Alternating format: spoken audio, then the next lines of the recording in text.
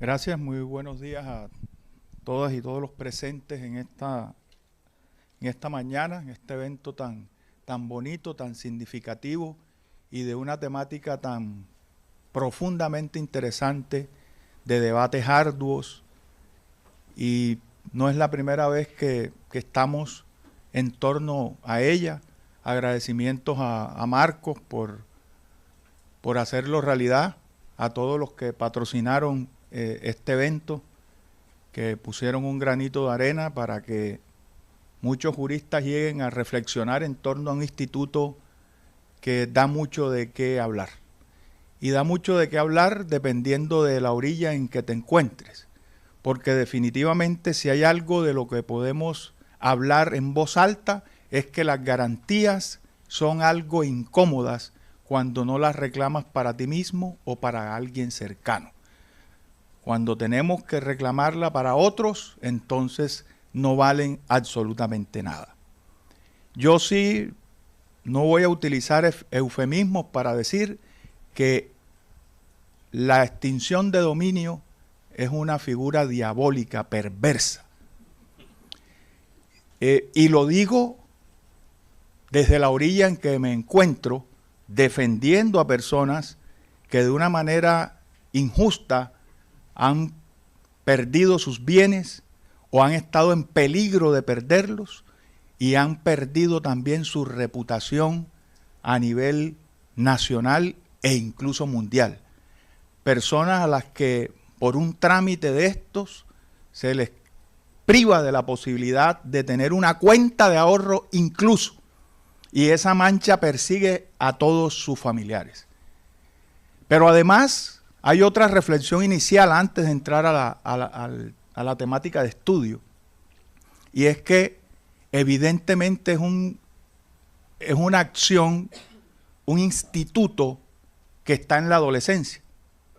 Tiene quizá menos de 30 años, o estamos ajustando los 30 años. Pero es un adolescente terrible. Es un adolescente de esos que da mucho que hay que llevarlo al psicólogo, al psiquiatra, y aún así hay que llevarlo a la justicia penal para adolescentes porque ha hecho demasiado daño. Repito, la línea de tiempo y la razón de ser de su origen nos muestra un motivo noble. De alguna manera, asfixiar las finanzas provenientes del ilícito, no de cualquier ilícito, en principio de los ilícitos relacionados con el narcotráfico y luego con los delitos relacionados con el terrorismo. Aquellos que han llamado aquí mis compañeros coletazo, no es tal. Estamos en el propio centro del huracán, porque ya no hablamos de extinción de dominio cuando estamos ante delincuencias relacionadas con el narcotráfico y delincuencias relacionadas con el terrorismo. Ya en asuntos privados, aplican extinción de dominio. La han utilizado como una herramienta de ataque, como un perro bravo, como un pitbull con dientes entrenados para matar, dependiendo del estatus de poder que se pretenda. Entonces estamos ante una situación sumamente delicada y además, si usted quiere encontrar una respuesta a la cantidad de problemáticas que se suscitan en la vida práctica sobre extinción de dominio, no la encuentra. Y los invito a que busquen toda la literatura que hay sobre extinción de dominio y no encuentran la solución a ningún problema. Porque los libros están dirigidos a resolver o a leer y a releer el código y la historia y por qué y para qué, y terminan justificando el instituto que evidentemente dentro de un contexto de política criminal que ya es global, es válida. Pero ojo, de alguna manera hay que atemperar esos coletazos que están ubicados en el ojo del huracán. Hablar de carga de la prueba no es más que una de las demostraciones que a la extinción de dominio se le quitó la connotación penal para deshacerse de las garantías inherentes al derecho penal. Porque en algún momento la extinción de dominio era la derivación de la, o ya el colofón prácticamente de un proceso penal. Y era el mismo fiscal quizá o el juez que aplicaba la herramienta de extinción de dominio. Cuando yo saco la extinción de dominio del proceso penal como tal, es para desconocer todas las garantías inherentes al proceso penal. Por eso no se habla de presunción de inocencia. Es más, no se sabe qué abogado debe atender un tema de extinción de dominio. No, pero es que eso no es penal. No, es que eso no es civil. Y hablaba con Hernán muchas veces, no, es que es una colcha de retazos entre civil, entre penal, entre administrativo, porque no tiene una identidad propia. O sea, es un adolescente sin identidad. Todavía está buscándola. Entonces, primero es diabólica, segundo está desprovista de las garantías del derecho penal, segundo no tiene identidad propia, tercero, cuarto, hay un coletazo increíble hacia todas las formas criminales, y cuando eso implica todas las formas criminales, estoy utilizándola como un arma brava para dejar sin bienes a muchas personas, quizá por venganza administrativa. Recordemos que las herramientas de poder las tienen muchas personas. En la práctica, hay una asociación peligrosa entre quien administra los bienes que son objeto de medidas cautelares, la razón de ser de aplicar esas medidas cautelares y el destino de esos bienes a los que se les aplica medidas cautelares. Imagínense, antes de una decisión se puede realizar lo que se llama la enajenación temprana. Caramba, qué acción tan perversa, qué acción tan diabólica, y aún así la justificamos. Aún así, lo que escribimos sobre extinción de dominio es las bondades y las bellezas y lo que dice el código. Pero vaya y solucione un problema real. No hay forma. Por eso, ojalá, cuando uno de los conjueces de la sala de extinción de dominio del Tribunal de Medellín, el doctor Ricardo Giraldo, le llegue algo, pues se atreva a tomar una decisión de alguna manera garantista o que nos reviva la esperanza.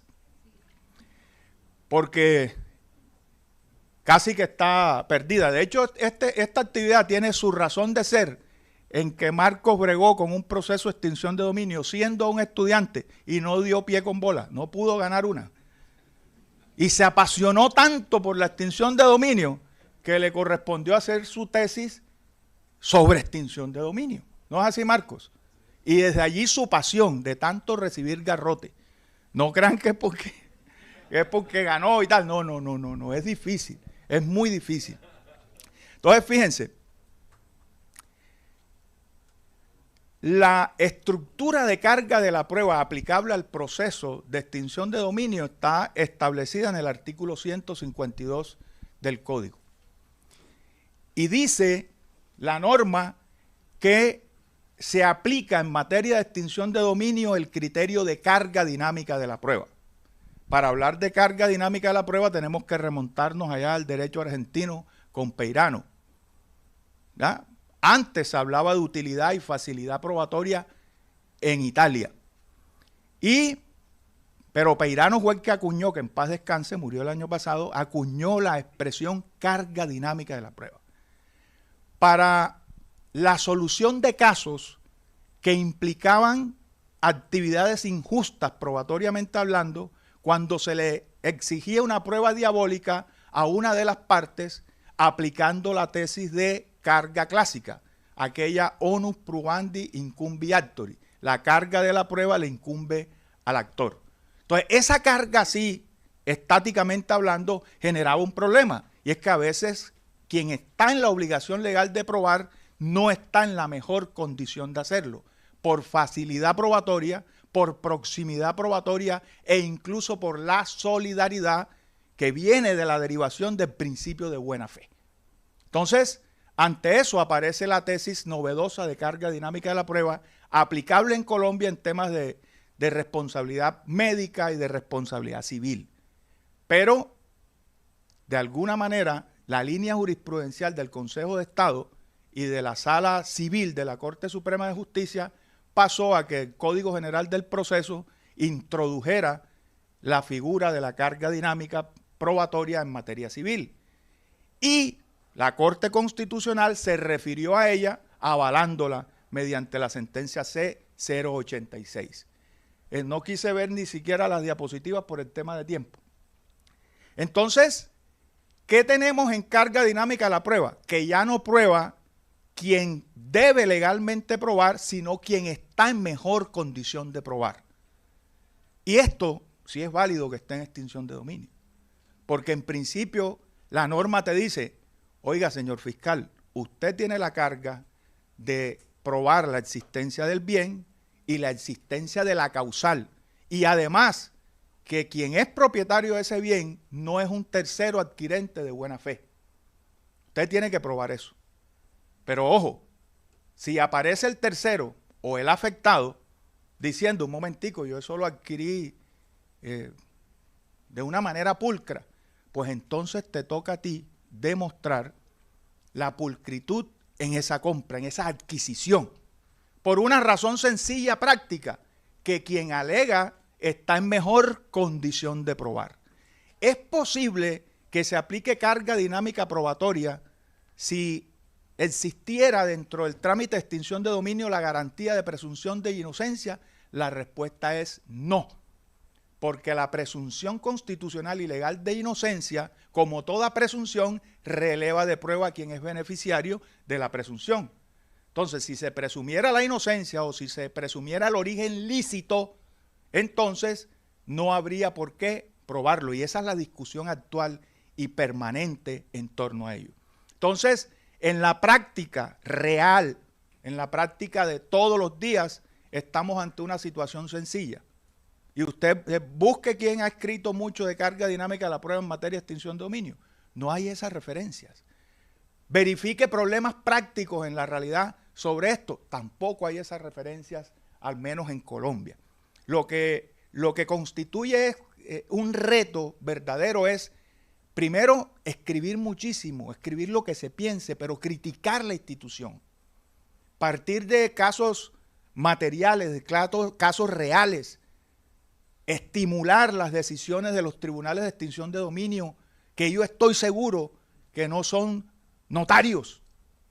Estoy seguro que la Sala Penal de la Corte también puede hacer grandes cosas, como cuando permitió que existiera un descubrimiento de las evidencias que fundamentan las medidas cautelares. Eso lo negaba.